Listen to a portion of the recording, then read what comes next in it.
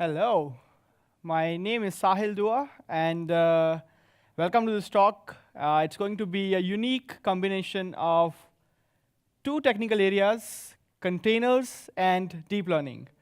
So we are going to talk about how we productionize our deep learning at Booking.com using containers and how we manage those containers using Kubernetes. I hope I got all the buzzwords covered. So before I start, let me see how familiar you people are with these technologies. Can I see hands of people who are familiar with deep learning? Okay. And those who have written some apps which run in containers? Okay, quite a lot. So let me go through the agenda of what we are going to talk about today. I will start with applications of deep learning at Booking.com. What are the applications that we saw that made sense for us? Next, I'm going to talk about the life cycle of a deep learning model. What are the different phases of a model? How does it look like? And what are the different applications in those? What are the things that people do in those different stages? And next, we're going to talk about what our deep learning production pipeline is. How do we make sure that we put our models in production and we are able to serve those models at huge traffic? Before I start, who am I? I'm Sahil Dua. I work at Booking.com as a backend developer. I work in deep learning infrastructure where we are working on building this pipeline so as to facilitate the data scientists and help them put their models in production as fast as possible. I'm a machine learning enthusiast, which means I spend a lot of time on learning about different techniques of machine learning and deep learning. And I'm an open source contributor. I've contributed a couple of patches to Git tool that probably most of you use every day. I'm also contributing Pandas library, which is a Python library for data analysis, and a bunch of other projects, Kinto by Mozilla and GoGitHub by Google.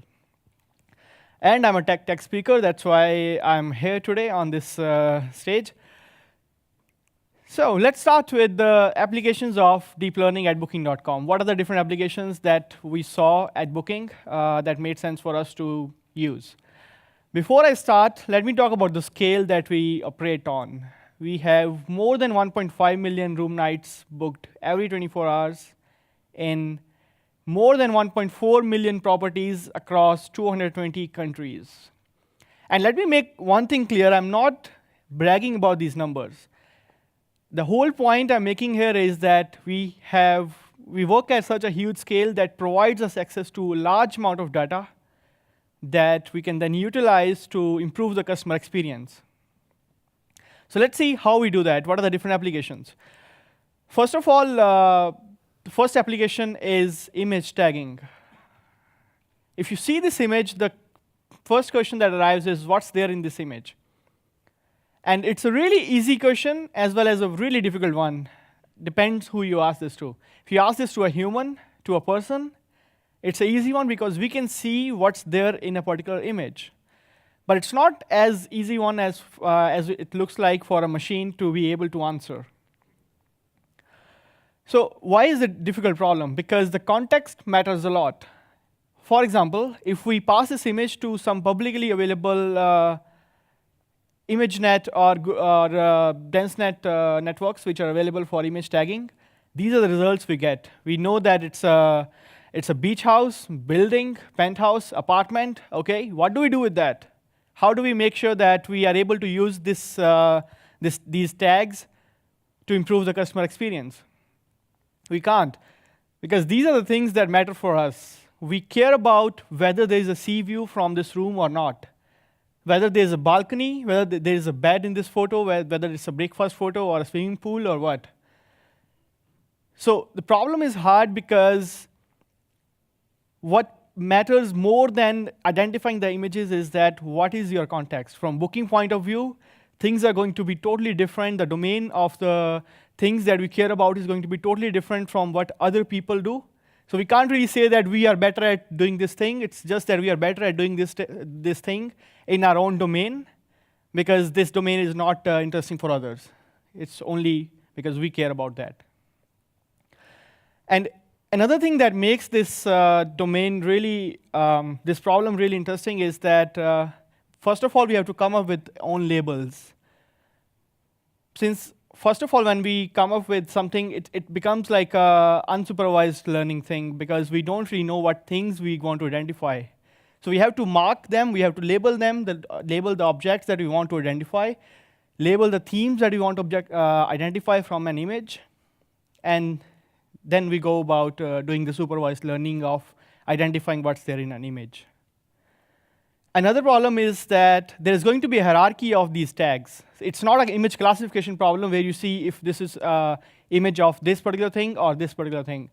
It's every image is going to have multiple tags, which means any photo can be of having a sea view as well as balcony, as you can see in this case. And another interesting thing is there's going to be a hierarchy of these tags.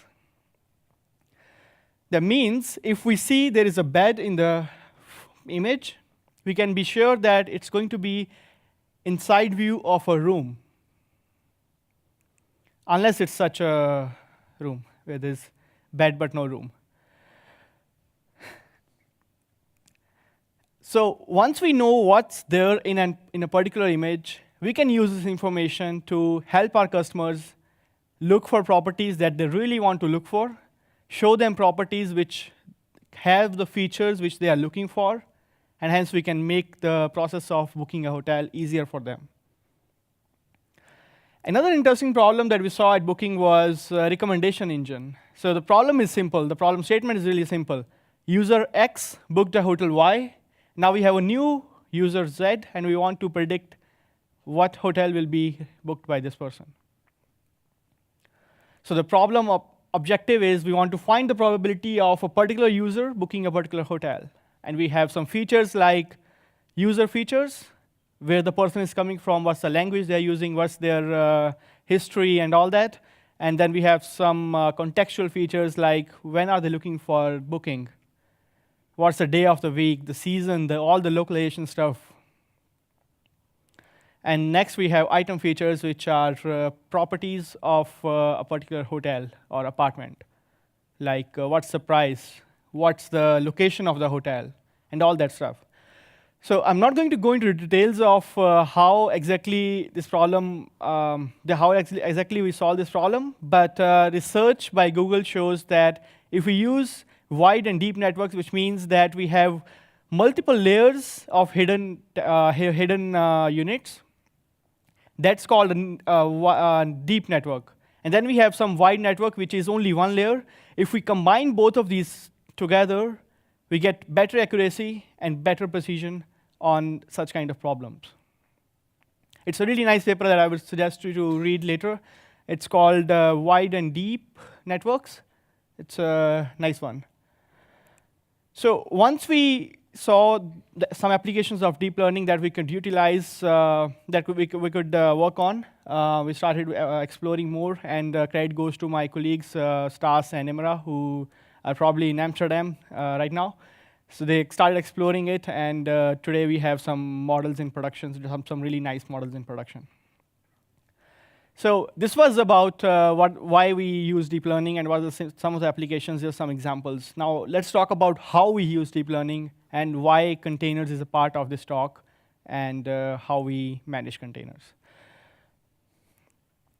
So first of all, what's the life cycle of a model? What are the different phases? There are 3 stages: code, train, and deploy. What does it mean?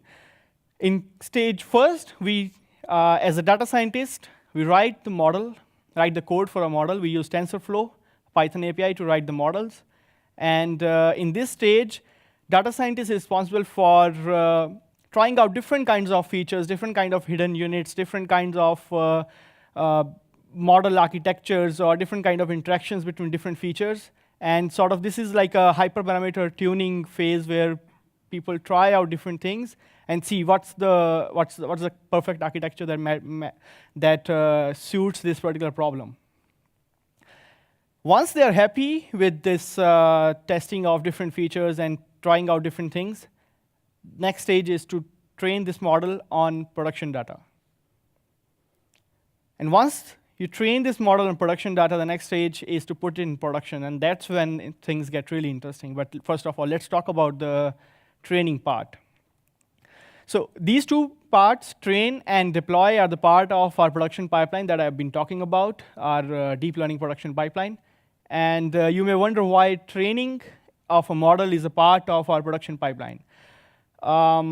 Because you can also train your model on your laptop, but if you do that, you're going to end up something like this. Because so there are a couple of reasons. You may not have sufficient number of resources on your laptop, like number of cores or GPUs. So it's better to train your models. So it's better to test your models on laptop, on your local machine. Once you're happy with the performance and you want to train on your production data, move to bigger servers so that you can speed up the process of training. So this is what we do. We have big servers with a lot of CPU cores and GPU support, and we run our training script on those servers. Looks simple, right? But there's a problem. When we do this, there are going to be multiple data scientists who are going to run their trainings at the same time, and we want to make sure that they are able to run their trainings in independent environments.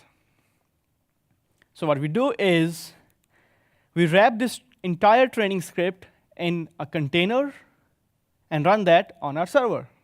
So what's a container? Container is a lightweight package of a software which contains all the dependencies that the app that's running in there needs to run. So here's what we do. We have our training script that's written by a data scientist. We know what are the dependencies, like in this case, TensorFlow, or if it's Keras or some other library. We package all of this with the version that it demands into a container and ship it to run on a server. So this way, we are able to provide independent environment for all of the trainings running. They are now able to use number of cores and everything, all the resources independently. They are not responsible. They are not responsible for taking care of locking conditions or deadlocks or anything like that on the resources on the servers. And the containers are also able to get the support from the GPUs, get the GPU support from the servers as well. So we can link the particular GPUs to a particular container, and they are able to use it to speed up the computations. So this is what production pipeline looks like from a training point of view. We have our production data in Hadoop storage. Whenever we want to train a model, we create a new container with the training script and all the dependencies inside it. It takes the data from Hadoop storage. The production data we specify in the training script, what data does it need. Next, it runs the training, does all the stuff to, like all the stuff that's mentioned in the training script. Next step, once we're done with the training, is we want to make sure that we are able to store those model weights that are trained. So in the TensorFlow terms, we call it model checkpoints. And the next step is save the model checkpoints back to Hadoop storage. And that's it. Container dies. Who can be more selfless than a container that it takes birth to do the stuff that you want it to do, and it goes away, it dies away. So that's what a training pipeline looks like. The next step after training is to deploy a model. So let's see what we have done so far. We have written the model, tested with different parameters. Then we have trained it on a production data. Now we have the trained model, but we want to make sure that we can use it. We can have some client, some web client, or some app client. We want to make sure that we can use those models we have trained in production. Let's see how we do that. So we have a Python app, which runs, again, in a container to make sure that we can easily scale up and scale down and also provide independent environment to all of the models running. And what this app does is these two steps. It takes the model weights from the Hadoop storage, which we stored in the previous step while training, and takes the model definition that's already there in the app and combines them and loads the model in memory. So now, our Python app is able to serve predictions once it gets any sort of inputs. Let me wrap up again. So to be able to serve predictions from TensorFlow model, we want two things, model definition and model weights. We combine both of them, load the model in memory, and now we are able to serve the request. And to top that, it provides a really nice URL to, easy to get URL to get the predictions. So this is how it looks like from client point of view. We have an app running, and client, it can be anything, app or a mobile app or a web app. And all it has to do is send a GET request with all the input features and get back a response which contains the response, the predictions that the model gives back. So it boils down to sending a GET request with all the features and getting the prediction back. But since we work on a large scale, we have a lot of requests coming for these models. We need to have more than one containers. So what we do is we replicate these containers and put them behind a load balancer. So the client doesn't know how many apps are serving, and it only cares about the load balancer API, sends the IP, and sends the request, HTTP request, GET request to load balancer IP, and load balancer is responsible for making sure that it distributes the traffic among all the apps that are serving. But since we work on a really large scale, as I mentioned earlier as well, we need to have many more containers. And as we keep on increasing the number of containers, it becomes really difficult to manage them. And this is where Kubernetes comes into picture. How many of you know about Kubernetes? OK. So Kubernetes is an open source project by Google. And it's basically a container orchestration platform, which helps in managing scheduling and a bunch of other things with containers. So what we do is we wrap in this entire setup in Kubernetes object, and we use replication controllers. What that means is it makes sure that we can have a specified number of containers at any point of time during the production time of this model. So we can specify, for example, let's say we want to have 50 containers for this particular app, which is running a model A. And the replication controller is going to take care that at any point there are at least 50 containers running. So how it does is, if some container dies in the meanwhile, it will going to create new container with the specification that we mentioned while creating this replication controller. There are a bunch of other features of Kubernetes, like it's really easy to scale up or scale down the number of containers. So if you know that you're going to have more traffic, for example, on weekdays and less traffic on weekends, you can specify how many containers you want to have. And you can automate this process as well. If you're not sure how many containers you're going to need at any time, you can specify some of the metrics, like CPU usage or number of requests. And Kubernetes object is going to make sure that it has sufficient number of containers that are able to serve those requests that you are getting. For example, you can specify what's the maximum threshold of WSGI queue size.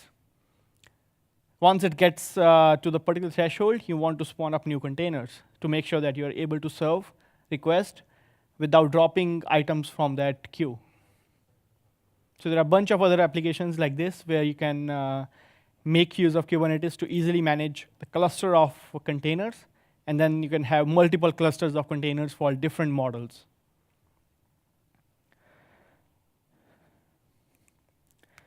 So once we put these models in production, the next step is how do we measure the performance? How do we make sure that we are not hurting our customer in terms of performance by deploying these models?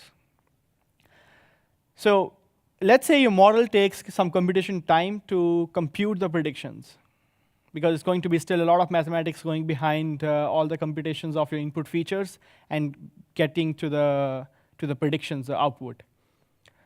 But that's not going to be the time that your client is going to see, because there's going to be some request overhead. So the total prediction time becomes request overhead added to the computation time. And if you have more than one instances to predict on in one request, you're going to have n into computation time.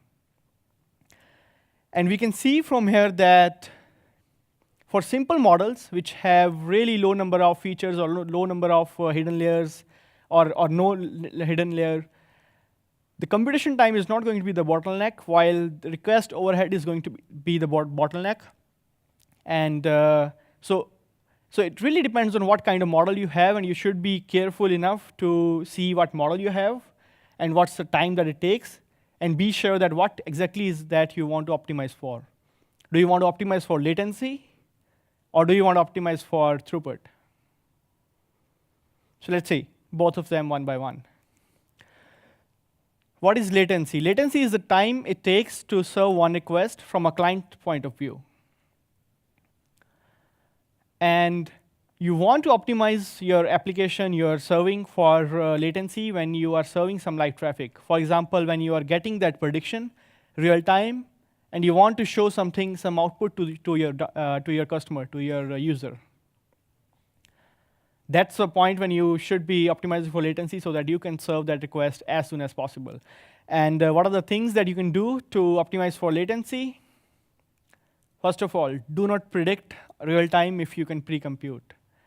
It may sound a little silly because the whole point is to be able to serve real time, but sometimes when you have a fixed finite set of features, it's better to pre-compute all the predictions from your model on those data sets, and have a lookup table and serve the request in real time from that lookup table instead of computing the predictions real time.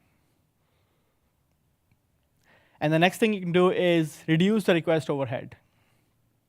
When you know that request overhead is the bottleneck for your serving, for your latency, you want to optimize it. And one of the things that we did was to make sure that we reduce the request overhead by embedding the model right into the app that is serving the predictions. So as I mentioned earlier, we have this Python app. We load the model right into the memory so that there's no latency in between getting the HTTP GET request with the features and being able to actually start predicting. So when the request comes, the model is right there in the memory, and it's right there predicting the output.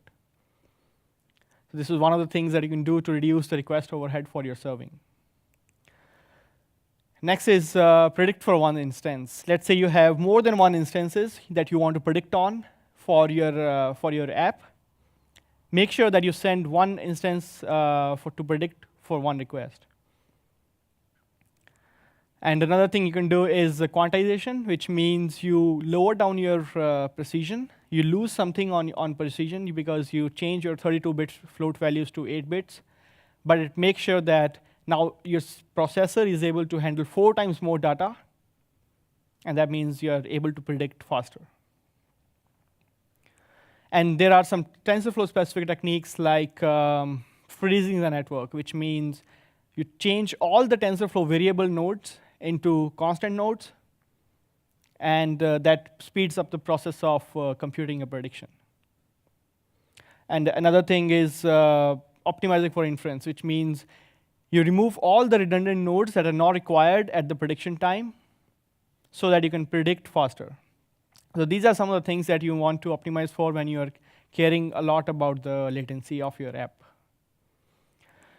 Another thing you may want to optimize for is throughput. What does that mean? Amount of work done in a unit time. You may want to optimize for throughput when your application is something like cron job or Uzi workflow, which runs in the background every 24 hours or every 1 hour or every 10 minutes, and you want to predict a lot of instances. So there you don't really care about when a particular instance gets predicted. You care about when is the whole workload getting done. So that's when you want to optimize for throughput to make sure that you can get a lot of work done in less time. And again, the first technique is do not predict real time if you can pre-compute and have the lookup table to serve those requests. Another one is really interesting. You batch your request. You send thousands of instances, thousands of your input features to predict on so that you can reduce the request overhead. because if you send these one by one, the request overhead is going to be with all of the requests. But if you send multiple of these requests, multiple of these predictions in one request, you're going to get the output much faster. Another thing is parallelize your request. Instead of waiting for your previous request to complete, send requests asynchronously, and this is what we do a lot as well to make sure that we can get done a lot of work in less time. So let's talk about what all. Let me sort of summarize what we talked about. First of all, training of models in containers. Whenever we want to train a model, we spawn up a new container. It takes the data from the Hadoop storage, runs the training. Once the training is done, we store the model checkpoints back to Hadoop storage. And now these model checkpoints are ready to be served. So these model checkpoints are like the model weights of all the parameters that you have in your model. And the next step is, how do we serve? We get these model checkpoints from Hadoop storage, load them into memory of a Python app, which is running in a container again. And now this container is ready to serve request. We have a cluster of these containers, which is managed by Kubernetes, replication controller object. And once we have this entire setup ready to serve predictions, we optimize this serving for latency or throughput, depending on what the purpose is. If you have a real-time serving, real-time app which uses these predictions, you want to optimize for latency. Otherwise, you want to optimize for throughput if you want to get a lot of work done in 1 unit time or in some time. That's all I have today. If you want to get in touch with me, you can follow me or contact me on all of these social media networks. I go by Sahil 2305 name usually. And yeah, that's it. Thank you.